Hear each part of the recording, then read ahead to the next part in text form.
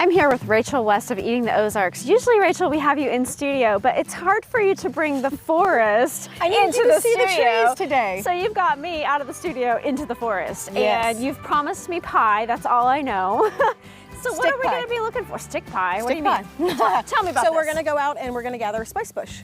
Spice bush are super aromatic. They're in the bay laurel family. A spice bush is just immediately aromatic, and the same with sassafras. You can just give it a scratch and the volatile oils will just fill the air. We're going to walk down to the river bottom, but I also find them along rocky creeks. As long as they have water, it seems to be a place that they love. All right, so we just start breaking sticks and smelling? I'll show you what you're looking for once we get down there. Okay, let's go. go. The bark is, it's got like little bitty bumps on it, so it kind of tells itself. Okay, that'll be helpful. Let's go.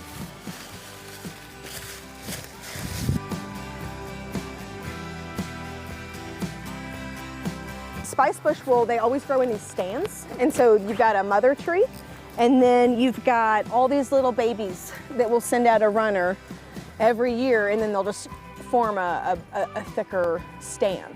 Okay, so what part of it do I harvest? So as I'm down here, because we've got a trail, as you can see right here, I take the lower branches that are already probably going to be removed right here for this trail.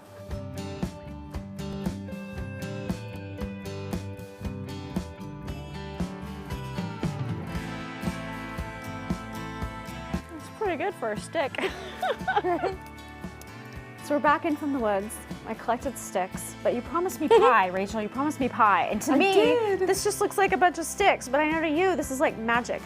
Yes, yes. So I already prepared a tea out of this morning so that we could move forward. And so I've got a spice bush tea here. So we're not actually just like putting sticks in a pie? No, no. So these were just simmered in water. I broke them up. So to extract flavor out of them, you just... Oh, they need to be broken up more. That's it. So, it's on the inside? And my littles will love to help me with this task usually. After I've got them about this size, I'll just put them in a pot. I'll cover them with water. I'll simmer them until it's deep and fragrant. And then I know that that's done. So give that a smell. Yep, yep. It actually smells amazing. Real earthy, but there's just something to it that smells like it's going to taste wonderful. So the water pie actually dates back to the Depression. And this is when you would not have as many things accessible to you. So I don't know how well, I would assume that there would have been a lard in the pie crust versus sitting here using butter. That makes sense. That being said, do I just chop this up now by itself? Yep, start to give it a little bit of dice, and then you're gonna start with only about a half a cup of flour at a time.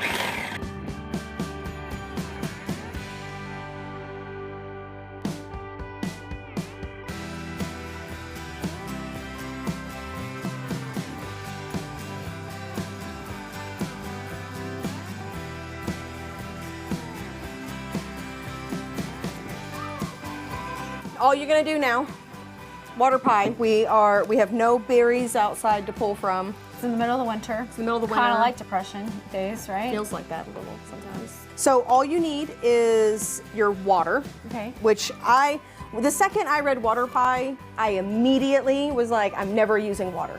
Because you can have so much Because I can have so much flavor in anything. I could be a vinegar. This is super flavorful. So you can just pour it on top?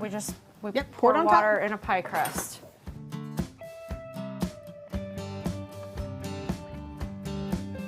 Okay, so we have... In this separate bowl, put this is a quarter cup of flour. So you can put that into the bowl. It's a cup of sugar. Now, quarter cup of flour, 1 cup of sugar.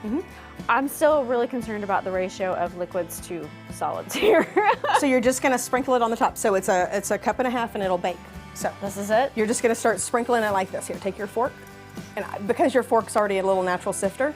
Okay. We just want it to be really even? Yep, and you never ever reach in and stir. You're just sprinkling it over the top, that's it. I know, the first time I did this, I was like, this is a joke that somebody did online that they're trying to get people just to bake a pie and like it's just gonna be some kind of weird soup, but I was like, I can't. I'm the object of your joke right now.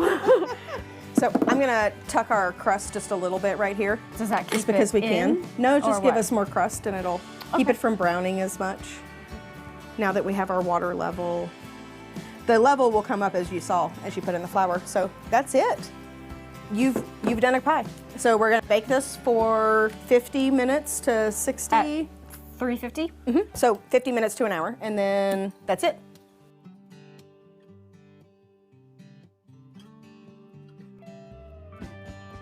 All right, is it done? Ooh, it is. Okay, so as this sets on the counter, it is. Just like your Jell-O takes getting hot and then cooling in a refrigerator to set. This will just set just like a thick custard. Within maybe 15, 20 minutes, you'll be able to come nudge it a little bit, and within a couple hours, you'll have a thick custardy pie. Water pie. Who knew? I cannot wait to get you a spoon out of the center of that right now. Oh, me too. Another way to eat the forest. So if people want more information about you, Rachel, how do they find you? Eatingtheozarks.com. Oh, so easy and so fun.